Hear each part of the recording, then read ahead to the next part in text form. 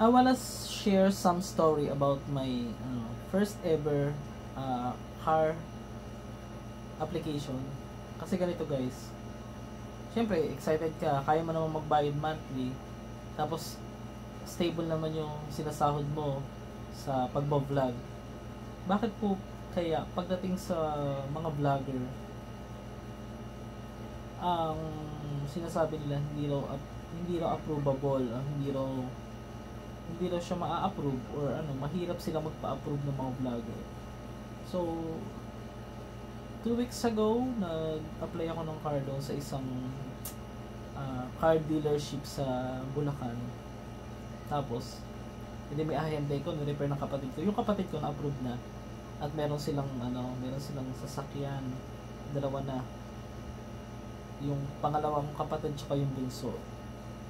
Tapos yun, okay yung kanilang trabaho, meron din silang maganda rin yung kanilang sahod, na-approve sila, matagal na sila sa company. Yung sa akin kasi is siya, yung pagba-vlog, ni-register ko sa BIR 1 year pa lang mahigit. So dati kasi akong nag-agent din ako ng sasakyan, so wala akong idea ano ba talaga yung dahilan. Hindi naman nila sinasabi kung bakit ako na-decline. 4 na bangko ang nag-decline sa akin na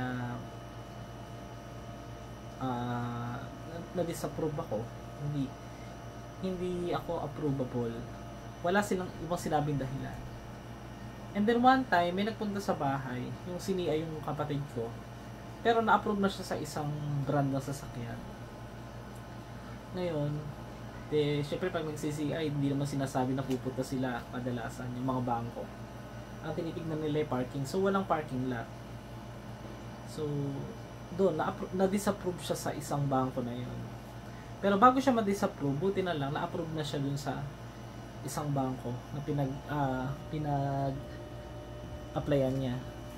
Tapos nung nag-CI doon, may napagtanungan doon na isang kamag-anak namin na dito ba ka nakatira to si ganito, yung kapatid ko nga, ganyan. Sabi, ay, hindi na dito nakatira yan. At tawag dito, kukuha ka ng sasakyan eh. Hindi raw wala raw parking lot. Paano ka makakapag-parking? Nagtayo ka ng bahay dyan, di ba? Although imbis na yung ayoko na lang kasing magsalita eh. Parang why do you need to say na kailangan mo pang sabihin na walang parking lot, kukuha ng sasakyan, ganyan. Dapat pwede mo lang sabihin na dito lang naman katira. Ayun lang naman ang tanong sa iyo eh, di ba? So yun, na-disapprove yung kapatid ko. Pero hindi ko lang sure kung tawag dito, imbis na mag-CI, pag nag-CI doon, hindi ko lang sure na ang nakita, yun yung pinakadahilan na walang parking. Kasi dati, yun nga, nagtrabaho ako sa malaking bagay doon kasi hinahanap ng bangko sa parking lot. Meron pa kaming isang bahay kasi doon nakatira sa kapatid ko.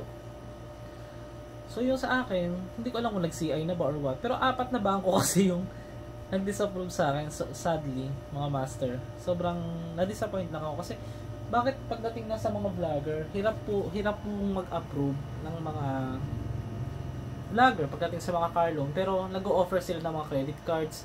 Ako nga, yung credit limit ko nasa 400,000 mahigit sa isang bangko. Ayoko kasi magbanggit ng mga bangko na yan.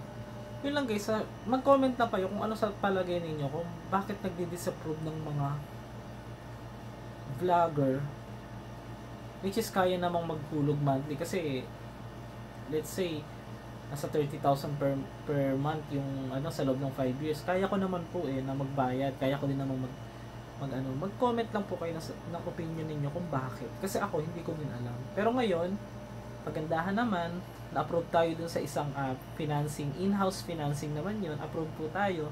Kaya lang hindi pa ako ngayon makapag-decide. Yun na nga, may problema naman di makapag-decide. Kasi sobrang laki ng hinihingi. Na which is from 76k na down payment, naging 300,000. So, mabigat yun. Pero yung monthly niya, same lang din naman. Napakalaki ng 300,000. So, ngayon, pinag-iisipan ko pa kasi, tutuusin, Lagi kasi ako nagkakasakit sa tuwing nag-aano ako motor. Dahil pag umulan, minsan hindi nga tutuloy yung vlog. So gagamitin ko rin siya as business din. Meron din akong plano ng mga business. So yun lang guys. Comment lang kayo bakit kaya pagdating sa aming mga vlogger, hirap pong magpa-approve kayo. Kayong mga bangko. Bakit hindi nyo i-CI ng maayos po? Hindi po ako galit ha. Nagtatanong lang naman po ako. Kasi yung kapatid ko nagtatrabaho din sa bangko. Naiintindihan ko din naman. Kaya lang, malaking palaisipan na bakit pag nagde-decline. At isa pa ha, na-decline ako dahil ang sabi, meron daw sa credit card. Nagbabayad naman po ako lagi ng credit card. Updated naman ako lagi.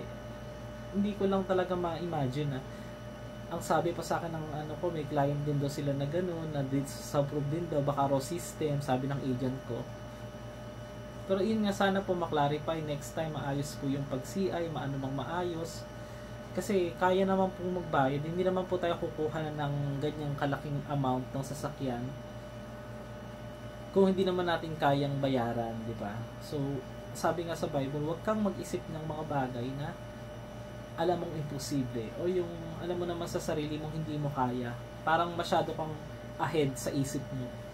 Hindi pala maganda yung ahead masyado yung isip mo sa kayang gawin ng sarili mo. So, yun lang guys. Comment lang kayo. Thank you. Follow and like.